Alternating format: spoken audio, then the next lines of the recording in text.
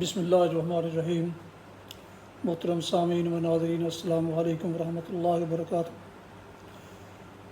امید ہے اللہ تعالیٰ کے فضل و کرم سے خیریت سے ہوں گے۔ اللہ تعالیٰ آپ کو ہمیشہ اپنے حفظ و امان میں رکھے۔ کڑوے گلاب سلسلے کا ولاگ شروع کرتے ہیں۔ یاد رہے کہ یہ ولاگ جناب محمد سلیم بٹ صاحب کی تصنیف رقص دیوانگی سے لیا گیا ہے۔ یہ التماس کیا کہ جن دوستوں نے ابھی تک میرے یوٹیوب چینل بی اے رشیدی کو ابھی تک سبسکرائب نہیں کیا، سبسکرائب کر کے ساتھ میں لگی بیل آئیکن کو ضرور پریس کریں تاکہ ایسے دلچسپ اور معلوماتی ولاگز پروگرام ان تک باقاعدہ اور بر وقت پہنچتے رہیں۔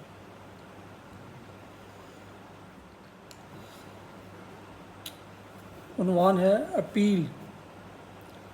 میری ہر اس پاکستانی سے اپیل ہے جس کے پاس ذرا سا بھی اختیار ہے، یعنی پولیس کے سپاہی، دفتروں کی چپراسی، عدالتی اہلکار، دفتری بابو، افسران اور صاحب بہادروں سے کہ مہربانی کرو لوگوں سے شفقت اور ہمدردی سے پیش آؤ۔ ان کی عزت نفس نہ کچلو، ان کی آس، ان کی امیدیں اور وطن دوستی ختم نہ ہونے دو۔ یاد رکھو کہ اگر ہمارے ناروا رویوں کی وجہ سے ان میں موجود حب الوطنی ختم ہو گئی تو یہ سب زندہ باد اور مردہ باد کے نعرے بھی ختم ہو جائیں گے، اور اگر نوبت یہاں تک آ گئی تو تمہارا رعب اور دبدبہ کس پہ چلے گا؟ کیا ان لوگوں کی نامراد ہڈیوں سے اپنے محل تعمیر کرو گے؟ اور اگر کر بھی لوگے تو تمہاری شان کو کون دیکھے گا؟ ان محلوں میں تم نہیں، پھر جن بھوت ہی رہیں گے۔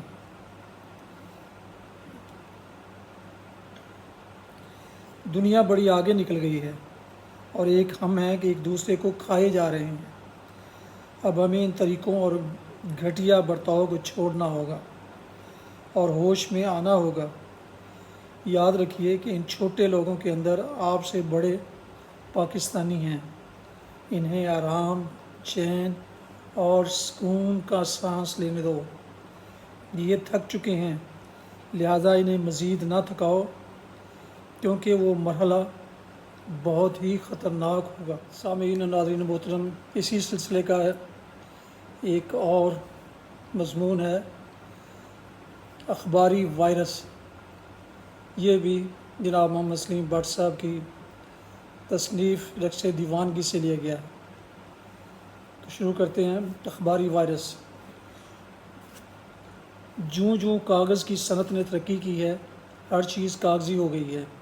کاغذ کا استعمال جہاں بے شمار طریقوں سے ہوتا ہے، وہاں پر یہ نہ صرف تعلیم کی شمع روشن رکھنے اور مفکروں کے خیالات کو کتابی شکل میں محفوظ رکھنے بلکہ نسل در نسل ان کے تجربات، خیالات اور مختلف واقعات محفوظ کر کے ان سے سبق سیکھنے کا موقع بھی فراہم کرتے ہیں۔ یوں کہا جا سکتا ہے کہ مستقبل قریب میں اگر کاغذ کے ٹکڑے بھی بازار میں آ گئے تو پھر ہم ہوں گے اور کاغذ، یعنی کہ ہم بھی کاغذی ہو کر رہ جائیں گے۔ پانی پڑنے پر گل جائیں گے، یعنی کہ شرم کے پانی سے نہیں، اور ہوا آنے پر اڑ جائیں گے، یا یوں کہیے کہ ہماری ویلیو بھی کاغذی ہو جائے گی۔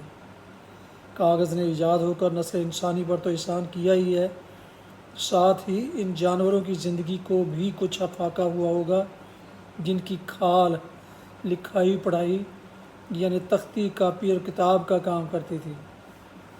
جس طرح آج کل کمپیوٹر وائرس نے بڑی سنسنی پھیلا رکھی ہے، جس سے ہر ایرے گہرے نتھو خیرے کو ہی پریشانی نہیں ہوتی، بلکہ امریکہ، جاپان اور مغربی ممالک جیسے معاشی جن بھی اس وائرس کے آنن فانن آ جانے سے گھبرا جاتے ہیں اور اس کا سامنا کرنے سے کنی کتراتے ہیں کہ اب گئے یا کہ اب، کیونکہ ان کے ہر کام کا انحصار کمپیوٹر ہو کر رہ گیا ہے۔ یوں کچھ عرصہ پہلے فلپائن کا تحفہ آئی لو یو آیا تو لو کے چکر میں کروڑوں فائلوں کو اپنے پیار کی ہوس کا شکار کر گیا۔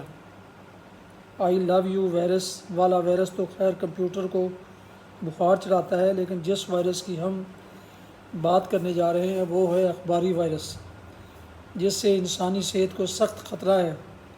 یہ وائرس روزانہ صبح صبح انسانوں کا پارا چڑھا دیتا ہے، یعنی کہ بلڈ پریشر یہ تھمتا ہی نہیں۔ خبریں پڑھ کر دماغ ہے کہ گھومے جاتا ہے اور رکنے کا نام ہی نہیں لیتا۔ دل ہے کہ بڑے بڑے طبلہ نوازوں کو پیچھے چھوڑ جاتا ہے۔ کانوں کو جیسے کہ سرخی لگا دی گئی ہو۔ ٹانگیں ہیں کہ ایسے کانپتی ہیں کہ جیسے سخت سردی میں دانت بجتے ہوں۔ ایسی کیفیت میں ڈاکٹر تالیاں اور زرد صحافت والے تالی بجاتے ہیں۔ اتنی ہی جانی اور سنسنی خیزی کے کمزور دل کا تو ایسے پٹاخہ بولتا ہے جیسے نواب عابد کے پان کا گرا ہوا مسالہ کمرے کی صفائی کرنے والا خواب روگ چکھ کر تڑپ کر مرا۔ یہ خبریں پڑھ کر یا تو یوں معلوم ہوتا ہے کہ پاکستان کی ترقی کی کرکی کے آرڈر چل پڑے ہیں ہمارے منہ میں خاک، اور یہ ایسے لگتا ہے کہ آج ملک کا آخری دن ہے۔ اخبار جب ایجاد ہوا تو اس کے پیچھے بڑے نیک ارادے تھے، یعنی لوگوں کو ارد گرد رونما ہونے والے واقعات سے باخبر رکھنا اور ان کی تربیت کرنا۔ لیکن اب تو سیاست کی طرح اخبار میں بھی اکثر وہ لوگ آ گئے ہیں جنہیں اور کہیں نوکری نہیں ملتی تو وہ صحافی ہو گئے، اور وہ ہر روز اخلاق باختہ حیرت ناک، خطرناک، اندوہناک اور بے باک اینٹی پاکستان خبریں شائع کرتے ہیں۔ ایٹم بم سے لے کر سپورٹس تک کے حوالہ سے ایسی ماہرانہ باتیں لکھتے ہیں جن کا حقیقت سے دور کا بھی واسطہ نہیں ہوتا۔ دوپہر کے اخبار آپ دیکھیں تو سوائے بلیک میلنگ اور جھوٹ کے کچھ نظر نہیں آئے گا۔ اب ضرورت ہے کہ اخبارات خود ہی اپنا محاسبہ کریں، کیونکہ ہر حکومت ان سے پھڈا لینا تو دور کی بات ہے، انہیں مشورہ دینے سے بھی ڈرتی ہے۔ ان کی کوشش ہوتی ہے کہ آپ سے گنڈ نکال کر وقت پاس کر لیں۔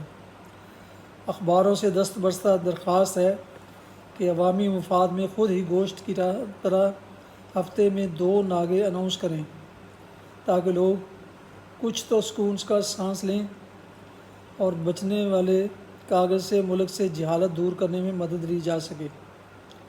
اخبارات حقیقت، سچائی اور جذبہ حب الوطنی ابھارنے کی طرف دھیان دیں اور جرنلزم کی سوچ رکھنے والوں کو یہ کام سونپیں۔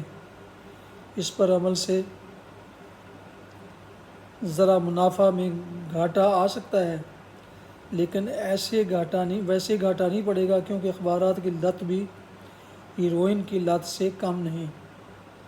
باقاعدہ جرنلزم کی تعلیم نہ رکھنے والے صحافی ایسے ہی ہیں جیسے مہاراجہ پٹیالہ کے سامنے ایک فائل پیش ہوئی کہ مرکزی ہسپتال کا میڈیکل سپرنٹنڈنٹ فوت ہو گیا ہے، اجازت دی جائے کہ نیا میڈیکل سپرنٹنڈنٹ بھرتی کر کے اسامی پر کر دی جائے۔ مہاراجہ نے لکھا کہ نئی بھرتی کی ضرورت نہیں، کافی عرصے سے جیل سپرنٹنڈنٹ فارغ بیٹھا ہے، اسے یہ کام سامعین و ناظرین، تو یہ تھا آج کا کڑوے گلاب سلسلے کا ولاگ، جس کے 2 عنوان تھے، ایک تو اپیل اور دوسرا اخباری وائرس۔ یہ دونوں مضامین جناب محمد سلیم بٹ کی تصنیف رقص دیوانگی سے لیے گئے ہیں۔